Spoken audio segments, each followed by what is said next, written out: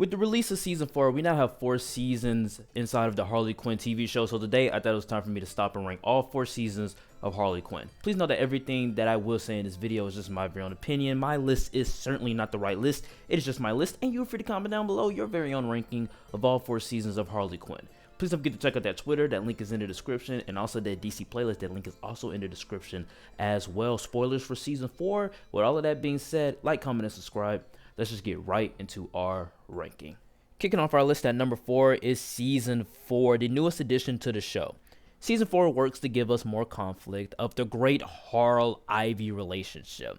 This is the most amount of times we've ever seen the DC heroes on screen in the show instead of just Batman, and I appreciated that. I love the idea of Harley being in the Bat family, but also Ivy wanting to be the leader of the LOD, so that kind of creates some strain in their relationship because they have 2 different jobs, and it makes it mature and interesting. Unfortunately, though, this is the worst season by far. I'm a fan of the show. I felt the animation lacked a bit here and never once felt like season 1 through 3 quality until the finale. And Giancarlo Esposito's exposure in the industry just makes his performance as Lex Luthor not as special anymore. He's in The Boys, he's in Star Wars, he's in Far Cry. He's in almost everything. He may be in the DCU, and he's already in a DC animated TV show as the marquee villain for Superman. Great casting, but all I hear is Giancarlo Esposito. As of this season, it feels as though the show has lost its spark. It's not as funny or clever, and sometimes it just felt plain boring. The original team is pushed to the back burner even more than season 3. And finally, this season's biggest mistake is its multiple plot lines that never fully gets fleshed out. It's about Ivy wanting to take over the Legion of Doom. It's about Lex wanting to mess with Superman by covering the sun. It's about the murder of Nightwing, Harley sleepwalking, Harl-Ivy, Harley in the Bat family, Harley's clone, Joker's return to villainy. All of these concepts, all of these ideas, all could work. Just all of them together is just plain unsatisfying. Some of them just don't get the amount of time as they should. Now, with me saying that, they introduced the Birds of Prey in the final episode of the season. And they introduced Lazarus Pit Nightwing. Hopefully, just hopefully, there is some promise for season 5. Number 3 is season 2. While it's fun returning to the show and its wacky tone, I found myself bored in the middle. This season tries to find its footing following the excellent season 1, but the jokes here just didn't land for me. The Harley taking over the city plotline wasn't all that interesting, with the depth of the different Batman villains. These are villains that you can no longer use ever again, like Penguin and Scarecrow. Well, Scarecrow died in season 1, but still, you have great marquee Batman villains here that you kill off rip. And, I wouldn't have had a problem with that if the plotline was interesting. Every once in a while, we'll get a Mr. Freeze episode or a Batman's Back episode, but other than that, and obviously the Hy-Vee tease, people on Twitter, they love to make shipping names, so Harley Quinn and Poison Ivy, I found this season overall not funny and slightly boring in the middle. Even Dr. Psycho's turn on his team didn't matter to me. At the end, the season ends in a high note to an arc that really started in episode 7 of that season. It seems this season was desperately needing the Joker, in my opinion, because he worked so well as a nice antagonist and foil for Harley in season 1. This season desperately needed him.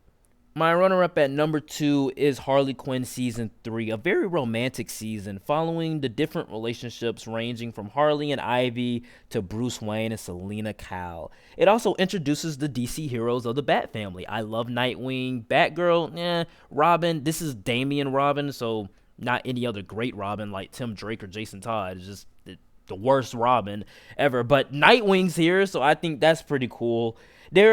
And when he first came on screen, I got so excited for the rest of the season because if you put Nightwing in anything, I'm sold. On anything DC put Nightwing in it, I'm sold. He's my favorite Robin, if you couldn't tell. Now, there is a less wacky tone, and the humor only works at the expense of his character, like Bruce Wayne sucking on Selina Kyle's toes. But I gotta admit, in fact, they keep them kind of faithful. They managed to take risks with these characters, giving Joker a family or having Bruce be crazy enough to resurrect his dead parents as zombies. The central plot works for an overall season, with Bruce doing experiments on Frank and Poison Ivy wanting to tap into the green more to also find Frank. I think all of that works. It's like a rescue mission type. And the dynamic between Harley and Ivy is just unmatched and heartwarming. Season 3 is more mature and emotionally resonant for the couple, while also focuses on the trauma of our Caped Crusader, giving more emphasis to the Batman. Episodes admittedly do get repetitive, and the OG team is pushed to the back. We don't get to see much of King Shark or Clayface or Dr. Psycho, even though, after what Dr. Psycho did in season 2. And also, the finale didn't feel as satisfying to me. Harley joining the Bat family kind of felt a little bit rushed, in my opinion. She had like a couple interactions with Batgirl, and I guess you can kind of see the conflict in her from the start of the season, but I still kind of felt like it was a little bit rushed, and the way that they handled it inside of season 4 kind of pushes it back a little bit for me. But coming in at my number 1 for me has got to go to Harley Quinn season 1. Who would have thought that a solo-led Harley Quinn animated show would have been as great as it was? Season 1 just has this brilliant factor to it. Just seeing the extensive DC catalog pop up and appear, ranging from heroes and villains, flesh this world out greatly.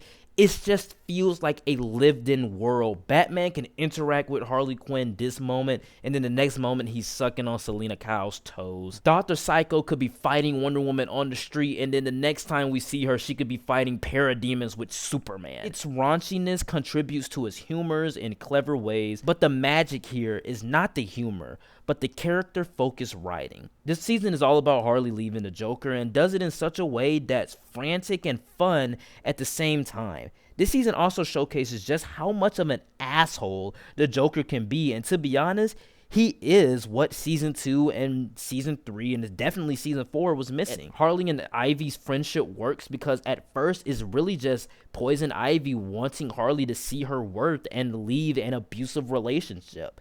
It has a strong voice cast, delightfully violent, and a surprising thoughtful message that I think everyone should hear, but especially for women who are in abusive relationships. This show may not have the biggest exposure, but season 1 of Harley Quinn has to come in at number 1. Alright guys, that is it for the ranking. Please know that everything that I did say in this video was just my very own opinion. My list was certainly not the right list. It was just my list, and you are free to comment down below your very own ranking of all 4 Harley Quinn seasons. Please don't forget to check out that Twitter. That link is in the description, and also that DC playlist. That link is also in the description as well. With all of that being said, like, comment, and subscribe, and I will see you all next time. Peace.